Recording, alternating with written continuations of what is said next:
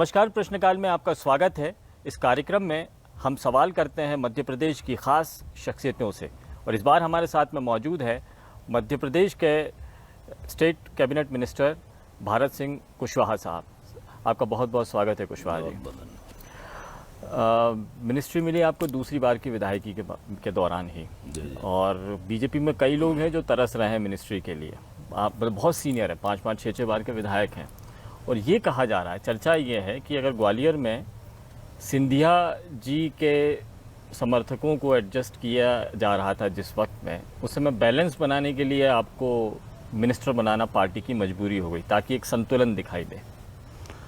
मैं ये समझता हूँ कि भारतीय जनता पार्टी का जो संगठन है वो कार्यकर्ता आधारित संगठन है, और नेतृत्व हमेशा भारतीय जनता पार्टी के नेतृत्व की जो कोशिश रही है कि कार्यकर्ता को एडजस्टमेंट करने के लिए, कार्यकर्ता को उपयुक्त स्थान देने के लिए हमेशा भारतीय जनता पार्टी का संगठन और नेतृत्व ये काम हमेशा करता है। चूँकि 2018 में जो चुनाव हुए, कांग्रेस ने गलत फहमी लोगों के अंदर पैदा करके, जनता को गुमराह करके जो कांग्रेस की सरकार बनी थी, उस समय ग्वालियर अंचल में भारतीय जनता पार्टी का काफ़ी नुकसान हुआ था, और 34 में से मैं समझता हूँ भारतीय जनता पार्टी के 7 एमएलए चुनाव जीते थे ग्वालियर संभाग और चंबल में। तो 7 विधायकों में एक मैं भी था, और मैं ग्वालियर से आता हूँ। ग्वालियर संसदीय क्षेत्र में केवल भारतीय जनता पार्टी के कार्यकर्ता के रूप में मुझे विजयश्री मिली थी पूरे संसदीय क्षेत्र में। तो इस प्रकार से नेतृत्व पार्टी का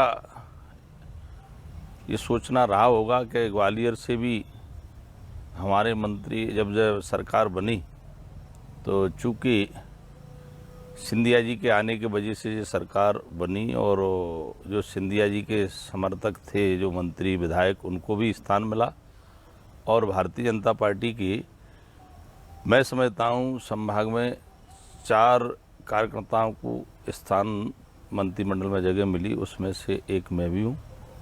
मैं ऐसा मानता हूँ कि मैं भारतीय जनता पार्टी का कार्यकर्ता नहीं होता तो शायद मैं इस जगह नहीं होता।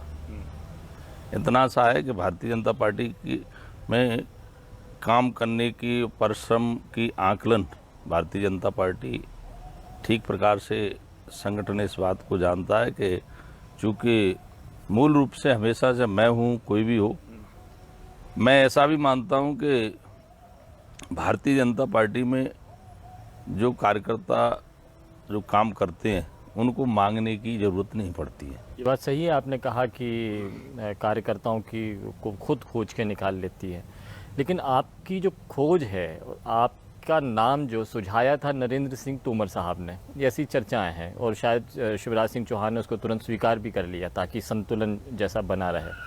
और अगर तोमर जी के दिमाग में ये बात नहीं आती तो शायद आपका नाम नहीं होता मिनिस्ट्री में। देखिए, मैं वही बात कह रहा हूँ, भारतीय जनता पार्टी का जो नेतृत्व है, ग्वालियर से नरेंद्र सिंह तोमर जी प्रदेश अध्यक्ष सेवा मोर्चा के भी रहे, मध्य प्रदेश भारतीय जनता पार्टी के भी रहे।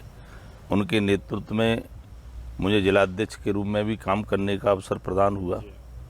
चूँकि जिस तरह से कार्यकर्ताओं का आकलन भारतीय जनता पार्टी का संगठन और नेतृत्व भी यही है, संगठन से निकला हुआ व्यक्ति ही नेतृत्व करता है। आज शिवराज जी भी संगठन से निकले हुए, शिवराज जी भी प्रदेश अध्यक्ष रहे, आज मुख्यमंत्री हैं, और नरेंद्र सिंह तोमर जी भी संगठन से निकले हुए कार्यकर्ता के रूप में आज राष्ट्र में, हिंदुस्तान की सरकार में कृषि मंत्रालय उनके पास है। तो निश्चित रूप से, जैसे मैंने कहा, मेरे जैसे कार्यकर्ता बहुत भाग्यशाली हैं। कई कार्यकर्ता हैं जिनको प्रदेश के अंदर संगठन के रूप में जो काम करने का अवसर मिला, आज वो सरकार में भी हैं, और सरकार में भी हैं तो सरकार का जो नेतृत्व माननीय शिवराज जी कर रहे हैं, उनके समय के भी कई कार्यकर्ता, उनके नेतृत्व में भी ज़्यादातर लोगों ने काम किया है। 88 में जिन लोगों ने युवा मोर्चा के रूप में काम किया, आज वो सरकार में कई लोग, कोई एमएलए, कोई मंत्री है, कोई संगठन में, सब लोग आज भारतीय जनता पार्टी की हम ये कहेंगे एक बट वृक्ष के रूप में जो भारतीय जनता पार्टी है उसकी छाया सभी कार्यकर्ताओं को मिल रही है और उसी श्रेणी में एक मैं भी हूँ। आप बहुत खुशकिस्मत हैं, लेकिन सभी की किस्मत आप जैसे अच्छी नहीं है। कई ऐसे सीनियर विधायक भी हैं जिनके अच्छे दिन आते आते रह गए, नहीं आ पाए। बहुत सारे हैं, लंबी तादाद है। देखिए, समय का किसी को पता नहीं रहता है, चूँकि हम हर व्यक्ति मेहनत करता है, कुछ समय भी होता है, कुछ ऊपर वाले की कृपा भी होती है और मैं ऐसा मानता हूँ समय अनुकूल है तो रिजल्ट भी अनुकूल आते हैं। मैं ऐसा मानता हूँ यदि व्यक्ति के पास 2-3 चीज़ें हैं तो उसे मांगने की ज़रूरत नहीं पड़ेगी। एक तो ईमानदारी से किया हुआ करने की, परिश्रम करने की क्षमता होना चाहिए, साहस होना चाहिए और काम के प्रति एक, हम ये कहें, काम के प्रति एक लगन, दिल में एक तड़प होना चाहिए काम के प्रति। तो निश्चित रूप से मंजिल सबको मिलती है, किसी को आज मिली है, किसी को कल मिलेगी। कुल मिला के अपने काम पे, अपने आप पे भरोसा रखना चाहिए। आपसे जब बात करते हैं ना तो ऐसा लगता है कि पार्टी लाइन बता रहे हैं आप, और वो लगता भी है शायद, क्योंकि लंबे अरसे आप जिला अध्यक्ष रहे हैं, संगठन में भरपूर काम किया है, पार्टी ने, आपने मेहनत की है, आप पर मेहनत की है और आपने पार्टी के साथ में लंबा वक्त बिताया है, पार्टी को संगठित करने में भी। आप वो नेता हैं जिन्होंने ग्वालियर को शुरुआत से देखा है, जहाँ पर ग्वालियर में आपने ग्वालियर की ज़मीन को जब आपने सींचना शुरू किया भाजपा के पानी से तो अब फसलें भी लहलहाई, भाजपा के बहुत सारे विधायक, सांसद ये दिखाई देने लगे। अपने पूरा एक दौर देखा है, हमने वो दौर भी देखा है जब सिंधिया जी उस इलाके में आते थे तो कांग्रेसी झंडे लहराते थे, सिंधिया समर्थक नज़र आते थे। तोमर जी जब उस इलाके में कोई कार्यक्रम करें या पहुँचें तो भाजपा के झंडे लहराते थे। झंडे अब भी लहरा रहे हैं, लेकिन दोनों अलग अलग हैं, ऐसा क्यों? नहीं, ऐसा नहीं है। देखिए, राजनीतिक जीवन में, लंबी यात्रा में हमेशा नेता के साथ विचारधारा के भी कार्यकर्ता होते हैं, कुछ व्यक्तिगत भी कार्यकर्ताओं का जुड़ाव रहता है। ऐसा नहीं है कि वो अलग अलग, हम ये कह रहे हैं जो कार्यकर्ता संगठन से निकला हुआ है वो सामूहिक तौर पे ज़्यादा विश्वास रखता है, और कोई अगर व्यक्तिगत किसी का अगर कोई कार्यकर्ता है, फैन है किसी का, मान लो अगर वो उसका अलग से हटके व्यक्ति के प्रति एक अलग से भाव है तो वो भी प्रकट कार्यकर्ता करते हैं। सिंधिया जी से भी जुड़े हैं, नरेंद्र सिंह जी से जुड़े हैं, शिवराज जी से जुड़े हैं, वीडी शर्मा जी से भी जुड़े हैं। ये परिवार है, भारतीय जनता पार्टी एक परिवार है और जैसा मैंने कहा कार्यकर्ता आधारित दल है और निश्चित रूप से मैं ये कहूँगा सिंधिया जी के आने से, उनके समर्थकों के भारतीय जनता पार्टी से में आने से भारतीय जनता पार्टी को और ताकत मिलेगी और निश्चित रूप से मैं ये कह सकता हूँ ग्वालियर के अंदर, उस अंचल के अंदर ऐसा कहीं नहीं है, ऐसा कुछ लोगों की देन रहती है, जो विपक्ष के लोग रहते हैं वो ऐसी भ्रांतियाँ, ऐसी अफवाहें फैलाते हैं। विपक्ष के लोग वो पचा नहीं पा रहे हैं, क्योंकि विपक्ष के लोगों को जो पता है ग्वालियर अंचल के अंदर ईमानदारी से कांग्रेस के पास कार्यकर्ता नहीं है। जो कार्यकर्ता पुराने थे वो भाजपा में आ चुके हैं। सबसे अगर पीड़ा है तो हमारे विपक्ष को है, कांग्रेस के मित्रों को है। विपक्ष ये भी कहता है कि इतने सारे अलग अलग धुरी के लोग एक साथ में आ गए हैं तो अब टकराव जैसे हालात बनेंगे। देखो, एक चीज़ और है, मन में स्थान होना चाहिए। अगर बड़ा मन करते हैं तो कहीं कोई ऐसी चीज़ें नहीं होती हैं, और जो भी नेतृत्व है बहुत बड़ा विशाल हृदय है। और जैसा मैंने कहा कि हमेशा बड़ा मन करने से बहुत सारी छोटी मोटी समस्याएं वैसे ही ख़त्म हो जाती हैं, और ऐसा कहीं नहीं है जी सिर्फ कांग्रेस अपने आप में परेशान है। कांग्रेस के जब लीडर उस अंचल में जाते हैं, आपने देखा होगा कई नेताओं के दौड़ा हो रहे हैं, ऐसे ऐसे लोग जाते हैं, वो अंचल का कांग्रेस की सरकार में रहते हुए हमेशा, मैं ये कहने में मुझे कहीं कोई संकोच नहीं है, जब जब कांग्रेस की मध्य प्रदेश के अंदर सरकार रही, प्रदेश को विकास से वंचित रखने के साथ साथ सबसे ज़्यादा अगर उपेक्षा अगर की गई तो ग्वालियर अंचल की गई थी हमेशा। हम देखते थे जब कांग्रेस सरकार में थी, हम लोग विपक्ष में थे, तो कांग्रेस ने हमेशा ग्वालियर अंचल को विकास के मामले में पीछे धकेला है। और इसलिए आज कांग्रेस के लोगों के अंदर जो तड़प है कि उनके पास कार्यकर्ता नहीं है, और आशा है कि आगे भी उनको कार्यकर्ता वहाँ से नहीं मिलेंगे। नहीं, लेकिन अब तो डॉक्टर गोविंद सिंह जी नेता प्रतिपक्ष बना दिए गए। जयवर्धन सिंह के दौरे वहाँ पर काफ़ी हो रहे हैं। अजय सिंह और दिग्विजय सिंह बार बार डेरा डाल के वहाँ पर भाजपा को कटघरे में खड़ा करने की कोशिश करते हैं। तो चुनौती तो कांग्रेस अलग अलग नेताओं के जरिए देने लगी है। देखिए, ऐसे अपन कहते हैं कि नहीं, किसी के प्रति अगाध श्रद्धा होती है और जुड़ाव रहता है तो उसको एक जगह नहीं घेरा जा सकता है। भारतीय जनता पार्टी का उस अंचल में जनता के प्रति जो लगाव है और कार्यकर्ताओं के प्रति बहुत बड़ा संगठन भारतीय जनता पार्टी के पास है, वहाँ की जनता भी साथ है। और रही वाली बात गोविंद सिंह जी की, तो मैं ऐसा मानता हूँ कि गोविंद सिंह जी, कमलनाथ जी, दिग्विजय सिंह जी एक ही जैसे उम्र के लोग हैं। इनके साथ के शायद कार्यकर्ता दौड़ने की स्थिति में नहीं रहे। नई कांग्रेस को इनने खड़ा नहीं होने दिया, इसलिए ये कांग्रेस हमारे लिए कोई चुनौती नहीं है। मैं ये कह सकता हूँ कांग्रेस ने हमेशा छलावा किया है, उस अंचल के भी साथ किया, प्रदेश के साथ किया है। जब चुनाव का मैदान आएगा तो कांग्रेस खुद अपने आप को समेट लेगी कि हाँ, और उनका मन मान जाएगा। जैसे उपचुनाव में आपने देखा होता, जिनने कई तरह के एलिगेशन लगाए, जनता ने भारतीय जनता पार्टी का साथ दिया उपचुनाव में। ऐसे ही जो भी चुनाव आएंगे, भारतीय जनता पार्टी को पूर्ण विश्वास है जनता आशीर्वाद देगी। एक सवाल ये है कि जब आप मंत्री बने थे तो उस दौर में कई विकट परिस्थितियाँ थी। कोरोना था, बेरोजगारी फैल रही थी, अर्थव्यवस्था नीचे आ रही थी। आपके पास में जो डिपार्टमेंट्स हैं, उद्यानिकी, फूड प्रोसेसिंग, नर्मदा घाटी विकास, ये अलग नर्मदा को अगर छोड़ दें तो ये दोनों डिपार्टमेंट ऐसे हैं जो बेरोज़गारी को दूर करने में बड़ी भूमिका निभा सकते हैं। तो ये डिपार्टमेंट्स से अब हम कैसे उम्मीद लगाएं, या आप मध्य प्रदेश के उन बेरोज़गारों को, उन युवाओं को जो फूड प्रोसेसिंग और उद्यानिकी में तलाश कर रहे हैं रोज़गार की, आमदनी की, वो कैसे कर पाएँ? इसके लिए आप क्या सलाह देंगे? आपने क्या तैयारियां की हैं? देखिए, मैं ये कहना चाहूँगा कि उद्यानिकी के साथ साथ फूड प्रोसेसिंग में भी मध्य प्रदेश एक ऐसा राज्य है, इस राज्य में कच्चे उत्पादनों की प्रोसेसिंग का काम बड़ी तेज़ी गति से प्रारंभ हुआ है।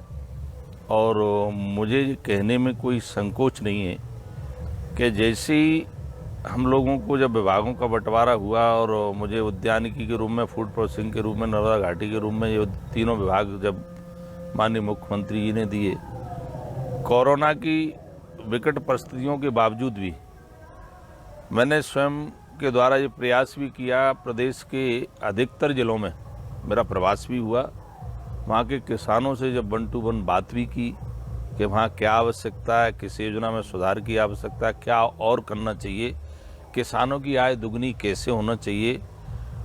माननीय मुख्यमंत्री जी का स्पष्ट निर्देश था कि चूँकि वो किसान पुत्र हैं, मुख्यमंत्री जी ने ये चिंता जाहिर की थी कि हमारे प्रदेश के किसानों को केवल हमें 2 फसल पे आधारित नहीं रखना है, रबी खरीफ पे।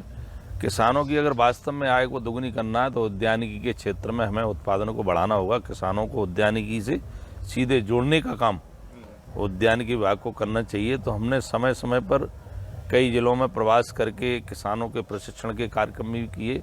उसमें काफ़ी हद तक मैं ये कह सकता हूँ कि इस बात के लिए मुझे संतोष है कि फूड प्रोसेसिंग के क्षेत्र में मध्य प्रदेश के अंदर हमारे कृषक उद्यमी जिस तरह से माननीय मुख्यमंत्री जी की, देश के प्रधानमंत्री जी की जो सोच है, उस सोच के आधार पर हमने जब रूपरेखा मध्य प्रदेश के अंदर बनाई, उद्यानिकी के किसानों को इस बात के लिए भी प्रेरित किया कि हमारे किसान भाई केवल उत्पादन तक सीमित नहीं रहें, उत्पादन की खुद प्रोसेसिंग करें। तो इसके लिए सरकार ने 35% सब्सिडी के रूप में फूड प्रोसेसिंग के क्षेत्र में सब्सिडी का प्रावधान रखा है। और खुशी इस बात की है कि मध्य प्रदेश के अंदर सबसे सर्वाधिक आवेदन फूड प्रोसेसिंग के क्षेत्र में उद्यानिकी विभाग को प्राप्त हुए। उसमें से 200 लोगों के लिए फूड प्रोसेसिंग के क्षेत्र में सब्सिडी भी जारी की गई और उस पर काम भी प्रारंभ किया गया। और जिस तरह से जिन जिलों की जो पहचान हुई है उद्यानिकी के उत्पादन के रूप में, आज मैं ग्वालियर की बात करूं तो ग्वालियर को पोटैटो के रूप में पहचान की गई है, शिवपुरी की टमाटो के रूप में पहचान की गई है, गुना राजगढ़ की धनिया मसाले के रूप में, ऐसे ही पूरे प्रदेश के जिलों का जो पहचान हुई है, उन जिलों में हमारी ये कोशिश रही है कि उस क्षेत्र में उस उत्पादन की प्रोसेसिंग का काम प्रारंभ हो। कई जिलों में प्रारंभ भी हो चुका है और इसके लिए नई तकनीकी के आधार पर हम किसानों को कैसे बीज अच्छा दे सकते हैं। ऐसे आपने अगर आपके संज्ञान में लेना चाहूँगा कि ग्वालियर में पोटैटो की जो lab, aeroponic lab, Madhya Pradesh एक ऐसा राज्य है जहाँ एक जिला एक उत्पादन में हमने कुछ लैबों के लिए स्वीकृति प्रदान करने के लिए कुछ प्रस्ताव भी बनाए।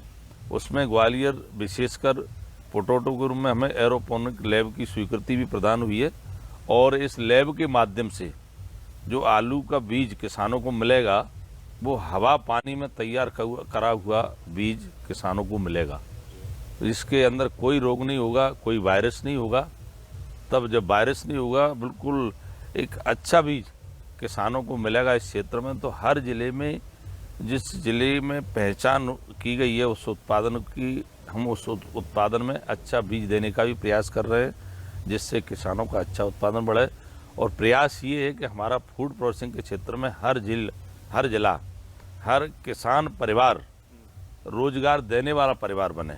जब किसान का उत्पादन एक हाथ में, प्रोसेसिंग का काम एक हाथ में, तो किसान का जितना परिवार है, 6-7 लोग रहते हैं उस परिवार के, उत्पादन में कुछ लोग लगेंगे, कुछ लोग प्रोसेसिंग के काम में लगेंगे, कुछ लोग मार्केटिंग का काम करेंगे। तो मार्केटिंग में जो अधिक मुनाफा जो व्यापारी किसानों के उत्पादन के माध्यम से कमाते थे, वो उत्पादन का मूल जो पैसा जो व्यापारी ले जाते थे, बिचौलिया ले जाते थे, उस पैसे को जब किसान के जेब में जाएगा तो दोनों का जो मूल जोड़कर किसान की आय दुगनी होगी। ऐसा हमारा प्रयास है और इस क्षेत्र में किसान भाई बहुत रुचि ले रहे हैं। और खुशी इस बात की भी है कि मध्य प्रदेश के अंदर जैविक खेती के रूप में किसान बहुत उभर कर सामने आ रहे हैं और अधिकतर जगह पर जैविक खेती भी किसानों ने प्रारंभ की है।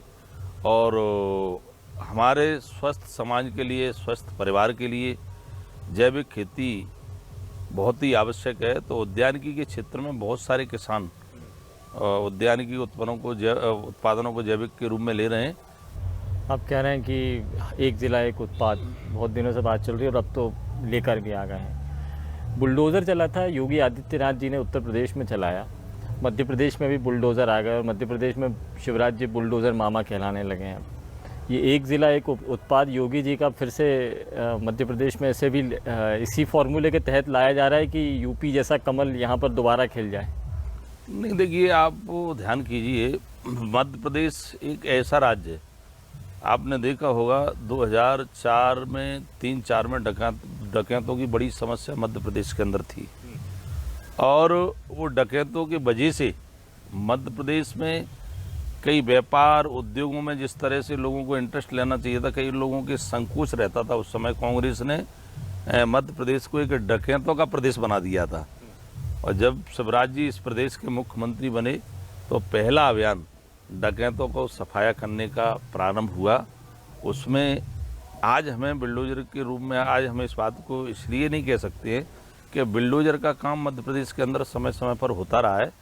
जो भी अवैध उत्खनन करने वाले वैसे माफिया, भूमाफिया, उन पर हमेशा कार्रवाई होती रही है और निरंतर करने की आवश्यकता भी है।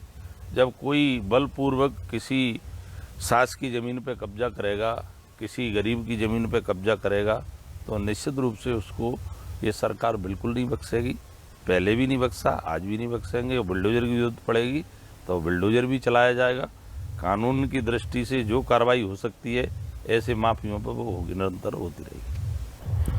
आप ग्वालियर चंबल अंचल से आते हैं और ओबीसी का एक बड़ा चेहरा बीजेपी में कहे जाते हैं, और शिवराज सरकार में अब बड़े से पैसालार भी हैं उनके कैबिनेट मिनिस्ट्री में, कैबिनेट में। तो अब जो आने वाला दौर है, जिस तरह से सुप्रीम कोर्ट ने फैसला दिया है और जिस तरह से पंचायत इलेक्शन या नगरीय निकाय इलेक्शन या विधानसभा के इलेक्शंस आने वाले हैं, ये ओबीसी एक बड़ा मुद्दा बनने की तैयारी में है, या आप राजनीतिक दल खुद बता रहे हैं? जनता बहुत समझदार है, इसलिए कांग्रेस की देश के अंदर ये स्थिति है। कांग्रेस को जनता अच्छी तरह से जानती है कि सरकार में रहते हुए कांग्रेस ये सारे मुद्दों को भूल जाती है। राजनीतिक फायदा उठाने के लिए कांग्रेस ऐसे मुद्दों को उछालती है। इनका दिल में कुछ और है, बोलने पे कुछ और है। और रही बात बसपा की, तो बसपा का तो आप जानते हो कि उत्तर प्रदेश से शुरू हुई, उत्तर प्रदेश में ही समाप्त हुई है। कुल मिला के ये कि जनता समझदार है। आज देश के प्रधानमंत्री नरेंद्र मोदी जी के नेतृत्व में पिछड़ा वर्ग आयोग को संवैधानिक दर्जा अगर किसी सरकार ने दिया है तो भारतीय जनता पार्टी की सरकार ने दिया है, देश के प्रधानमंत्री नरेंद्र मोदी जी ने दिया है। कांग्रेस की भी सरकार रही, कांग्रेस ने इस वर्ग की चिंता की क्या। अब आते हैं मध्य प्रदेश में। मध्य प्रदेश में पंचायती राज व्यवस्था में जो पूर्व में शिवराज जी ने महिलाओं के लिए, ओबीसी के लिए जिस तरह से पंचायती राज व्यवस्था में जितना मध्य प्रदेश के छोटे छोटे चुनाव में ऐसे वर्गों को जो अवसर दिया, तो भारतीय जनता पार्टी की सरकार ने दिया। कांग्रेस का मन सही नहीं है। कांग्रेस हमेशा ओबीसी की, एससी की, एसटी की विरोधी रही है अंदर से, सच माने में। और ये प्रमाण के साथ ये सच्चाई है। आप इस बात को यहाँ से तुलना कीजिए कि भारतीय जनता पार्टी ने हर समाज में, हर वर्ग में, जैसा मैंने कहा, हर वर्ग हर समाज को योजनाओं से तो जोड़ा ही है। योजना के साथ साथ हर वर्ग में नेतृत्व डेवलप करने का काम अगर किसी दल ने ईमानदारी से किया है तो भारतीय जनता पार्टी ने किया है, कांग्रेस ने नहीं किया है। नेतृत्व काम नहीं कर पाए। अगर एसटी में तो 47 में से 31 विधायक कांग्रेस के आ गए। देखिए, एक बात है चुनाव जीतना, चुनाव लड़ना, वहाँ की क्या परिस्थितियाँ वो अलग है। अगले भारतीय जनता पार्टी ने हमेशा एससी एसटी वर्ग, ओबीसी के लिए बहुत जितना किया है शायद और किसी दल ने किया हो। जैसे मैंने कहा, अगर एससी और एसटी वर्ग की बात करते हैं, आज हमारे, वैसे नहीं कहना चाहिए, देश में, प्रदेश में बहुत ऐसे स्थान हैं, संवैधानिक पद ऐसे हैं जिनमें भारतीय जनता पार्टी की सरकार ने ध्यान रखा है, सभी वर्गों का ईमानदारी से रखा है। सरकार तो कांग्रेस की भी रही, इनने कभी रखा क्या। ऐसे ही मध्य प्रदेश में अगर ओबीसी की राजनीति को, एससी एसटी की राजनीति को कमजोर अगर किसी ने किया है तो कांग्रेस ने किया है। आपने, जैसे मैंने पूर्व में भी कहा, मध्य प्रदेश के अंदर कांग्रेस ने न तो ओबीसी का नेतृत्व बनने दिया, न एससी एसटी का बनने दिया। भारतीय जनता पार्टी ने सभी वर्गों को, ओबीसी को भी, एससी एसटी को भी, जो इतना महत्व दिया है, सरकार से जोड़ने का काम किया है, संगठन से जोड़ने का काम किया है। आज प्रदेश और राष्ट्र में जो वर्तमान में नेतृत्व है, इससे स्पष्ट होता है कि भारतीय जनता पार्टी सभी वर्गों की हितैषी है। अगर विरोधी है कोई ईमानदारी से तो कांग्रेस है। ऐसे भारतीय जनता पार्टी ने हमेशा ध्यान किया है। आज कांग्रेस की हम बात करें, कांग्रेस के मंत्रिमंडल को उठा के देखिए, पूर्व को जब कमलनाथ जी खुद किस वर्ग से है, कमलनाथ जी ने नेता प्रतिपक्ष बना दिए। इनका तो मन ये भी नहीं हुआ कि किसी ऐसे वैसे वर्ग के लिए कुछ हम बना दें। ये सिर्फ वोट की राजनीति करते हैं। जनता ने, जो देश के अंदर कांग्रेस कमजोर हुई है तो कारण यही है, कांग्रेस ने हमेशा अधिकारों का केंद्रीकरण किया है, विकेंद्रीकरण नहीं किया है। अगर विकेंद्रीकरण ईमानदारी से, सच्चे दिल से किया है तो भारतीय जनता पार्टी ने किया है, भारतीय जनता पार्टी के नेतृत्व ने किया है। कांग्रेस किसी भी फोरम पे बात कर ले प्रमाण के साथ। अब राजनीतिक लाभ लेने के लिए तुम चिल्लाते रहो, इससे क्या हो जाएगा। भारतीय जनता पार्टी का स्टैंड कल भी था, आज भी है। न्यायालय का सम्मान सबको करना पड़ता है। भारतीय जनता पार्टी के मुख्यमंत्री माननीय शिवराज जी ने सदन के अंदर भी कहा था कि हम इसके पक्ष में हैं, हम पूरी ताकत के साथ लड़ाई लड़ेंगे। और जो स्थिति बनी है इसमें कोई संदेह नहीं है, कांग्रेस की वजह से आज इतना बड़ा वर्ग जो अपने आप को ये महसूस कर रहा है, तो ये कांग्रेस, इसका खामियाजा कांग्रेस को भुगतना पड़ेगा। इस चुनाव में बहुत जल्दी आपको देखने को मिलेगा। कांग्रेस की कथनी करनी में जो अंतर रहा है, कांग्रेस ने हमेशा पीछे धकेलने का काम किया है, और मैं समझता हूँ ये वर्ग, ये समाज कभी कांग्रेस को माफ़ नहीं करेगा। बहुत बहुत शुक्रिया हमसे बात करने के लिए। जब आपसे बात करते हैं तो पता लग जाता है पार्टी की गाइडलाइन क्या है, पार्टी लाइन क्या है, और पार्टी की भरपूर ट्रेनिंग ली है आपने। थैंक यू वेरी मच हमसे बात करने के लिए।